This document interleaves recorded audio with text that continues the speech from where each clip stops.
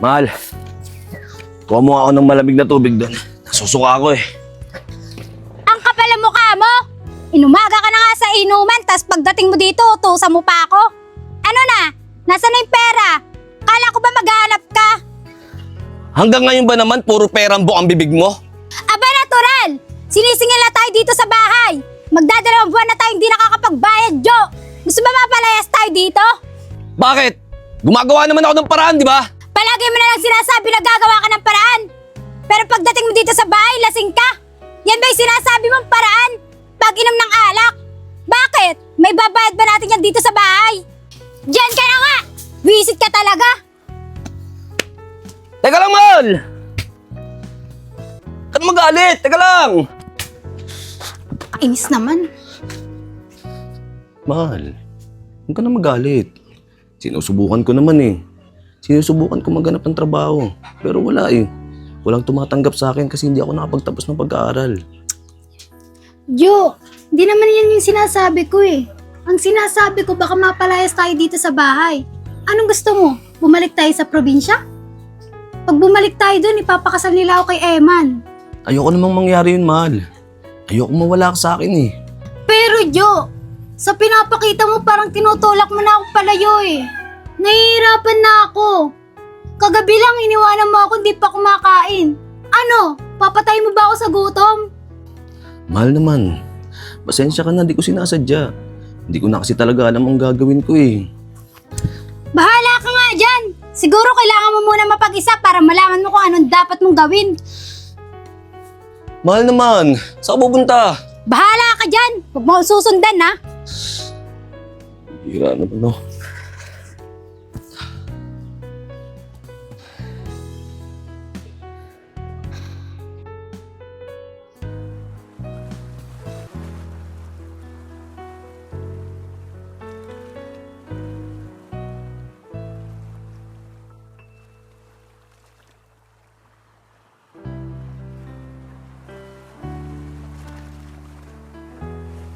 Janelle, bakit mo ba ako iniiwasan? Ginawa ko naman ang lahat para magustuhan mo. Ano bang meron sa kapatid ko si Jo na wala sa akin? Bakit siya ang pinili mo? Janelle, simula pa lang ng mga bata tayo. Wala na akong ibang minahal kundi ikaw. Kaya nga nagsikap ako makapagtapos ng pag-aaral eh. Para mabigyan ka ng magandang buhay. Tapos sasama ka lang kay Jo na wala ibang pangarap sa buhay kundi uminom, gumala, tapos magpasarap sa buhay. Be ano, wala ka pa rin bang balak umuwi? Mukhang lakatagal ng galit mo sa asawa mo ah. Oo be, ang lakas na loob niya mag-aya sa akin ng tanan. Iniwanan ko ang mga magulang ko para sa kanya, tas ganito lang pala ang gagawin niya sa akin. Bakit hindi siya magtrabaho? Total, may sarili na kayong pamilya, kaya responsibilidad niya yun. Eh ang sabi niya kasi sa akin, ang alam niya lang pagtatrabaho ay pagsasaka lang. Kaya eto kami ngayon, baon kami sa utang sa mga kaibigan niya. Saan naman kami kukuha ng pambayad dun? Eh wala naman kaming income. Nako be, lalo kayo mababaon sa utang yan pagka laging ganyan ginagawa nyo. Kaya nga nai-stress ako ngayon eh. Janelle, buti nakita kita dito ngayon. Sana sa pagkakataon na to, huwag mo na akong iwasan. Gusto lang naman kita kasi makausap eh. Eman, bakit mo ba ako sinusundan? Eman naman no, tama na. Lumawas na nga kami ng Maynila para makaiwas sa'yo eh. Janelle, lahat ng pagsisikap ko, lahat ng yan para sa'yo. Araw-gabi, nagtatrabaho ako. Hindi ko na nga pinapansin ang pagod eh. Para lang makaipon para sa ating dalawa. Alam mo naman yung buhay natin sa probinsya, di ba? Magsasaka lang ang mga magulang natin. Wala kang mapapala dyan kay Jo. Puro inom at sugal lang ang gagawin yan. Ayoko makitang nagdurusa ang taong mahal ko. Kaya, Janelle, sige na. Pumayag kang magpakasal sa akin. Eman, tigilan mo na ako. Be, tara na nga. Janelle, pag-isipan mo lahat ng mga sinabi ko sa'yo. Iintayin kita.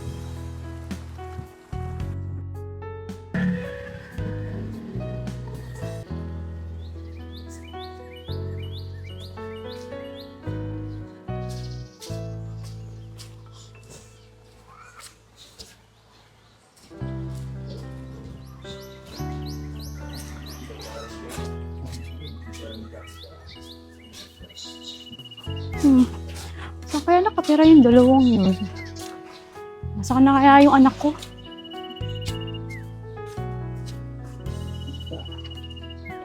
Ay, ate, pwede magtanong. May kilala ba kayong Joe at saka Janelle? Ito yung picture ng anak ko. Janelle? Opo, kilala ko po yan. Gusto niyo po sama ko po kayo sa kanila? Oo, Tara po. gusto ko sana sila makausap eh. Salamat ha. Nay, tito po yun. Tara po. Diyan ba? Nadyan kaya sila? Sarado pinto eh. Tao po. Be, Janelle, nandyan ka ba?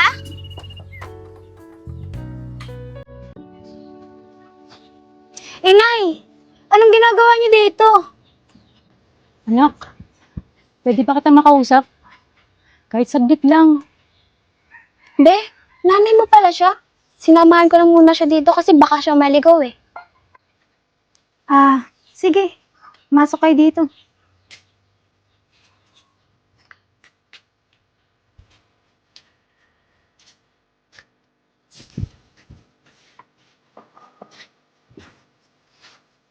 Inay, ano ba ginagawa mo dito? Ba't nagpunta ka pa? Anak, alam mo naman ang gusto ng inay at itay, di ba? Nay, kung tungkol na naman yan kay Eman, di ba napag-usapan na natin yan? Kung pipilitin niyo na naman ako magpakasal sa kanya, Nay, ayoko! Anak, wala kami ibang hiling kundi ang mapabuti ka. Kay Eman, sigurado kami, magiging maganda ang buhay mo. Tsaka, ayaw namin madanas mo pa yung dinanas namin ng tatay mo. Tingnan mo, nagsasaka kaming dalawa para lang makakain tayo sa araw-araw. Kay Eman, pag nagpakasal ka sa kanya, magiging maayos ang buhay mo, pati magiging anak mo. Inay, hindi ko siya mahal. Anak, matututunan mo din siyang mahalin. Be, kung ako sa'yo, magiging practical ako. Aalin ko naman yung pag-ibig na yan kung kagutom lang din naman ako. Anak, pag-isipan mo mabuti yung sinabi ko sa'yo, ha? Hindi naman para sa amin yun, eh. Hindi para sa'yo. Siya, aalis na ako, ha? Sige be, ihatid ko muna sa labas ha. Uuwi na rin kasi ako eh. Sinamahan ko lang siya dito.